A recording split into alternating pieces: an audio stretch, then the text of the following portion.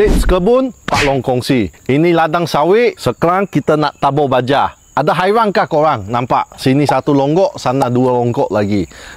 Cara letak baja berlonggok, ada 3 faedah dia. Yang pertama, jimat masa. Kalau kita angkat dari stor, satu stor pindah ke satu stor tepi jalan sikit, banyak lambat. Ini perlu masa yang panjang. Kedua, tenaga. Orang yang tolak tabur baja, tak perlu jauh-jauh tolak. Dari sini angkat, boleh servis satu lorong. Macam satu pack ini 50 kilo. Memang berat.